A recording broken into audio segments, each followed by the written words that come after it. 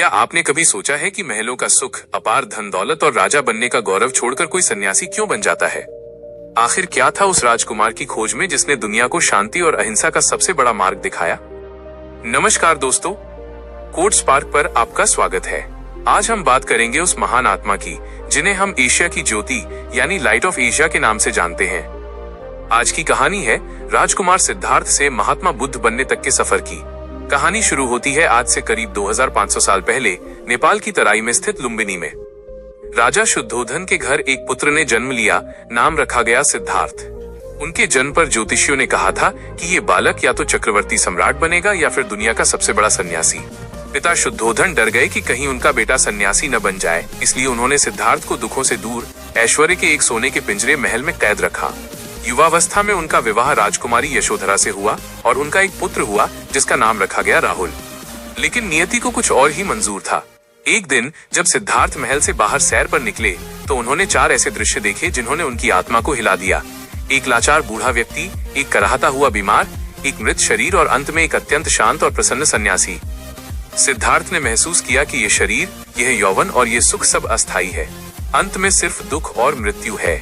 इसी सत्य की तलाश में एक रात जब पूरा महल सो रहा था, 29 वर्ष के सिद्धार्थ अपनी पत्नी और बच्चे को सोता छोड़ ज्ञान की खोज में निकल पड़े। कई वर्षों तक सिद्धार्थ जंगलों में भटकते रहे। कठिन तपस्या की शरीर को सुखा लिया, लेकिन उन्हें शांति नहीं मिली। अंत में उन्होंने मध्यम मार्ग चुना।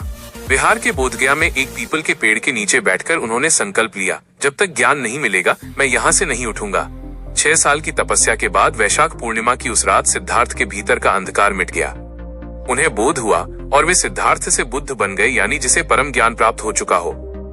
बुद्ध ने अपना पहला उपदेश सारनाथ में दिया। उन्होंने दुनिया को बताया कि दुख का कारण हमारी इच्छाएं हैं। उन्होंने प्रेम, दया और करुणा का संदेश दिया। राजा हो या रंक, डाकू अंगुलीमाल हो या आम नागरिक, बुद्ध की शरण में जो भी आया उसका जीवन बदल गया। 80 वर्ष की आयु में कुशीनगर में बुद्ध ने अपने शिष्यों को आखिरी संदेश दिया, अप दीपो भव, यानी अपना दीपक स्वयं बनो। और इसके बाद उन्होंने इस नश्वर शरीर का त्याग कर दिया जिसे हम महापरिनिर्वाण कहते हैं। महात्मा बुद्ध की कहानी हमें सिखाती है कि शांति बाहर नहीं, हमारे भीतर है। उनके विचार आज भी दुनिया को सही राह दिखा रहे हैं। अगर आपको बुद्ध की ये प्रेरक यात्रा पसंद आई हो तो इसे लाइक करें और अपने दोस्तों के साथ शेयर करें। जीवन को नई ऊर्जा देने वाले ऐसे ही प्रेरणादायक वीडियो और कोट्स के लिए हमारे चैनल कोड स्पार्क को सब्सक्राइब करना न भूलें। अगले वीडियो में आप किस महान व्यक्ति की कहानी सुनना चाहेंगे, हमें कमेंट में जरूर बताएं। तब तक के लिए नमो बुद्धाय।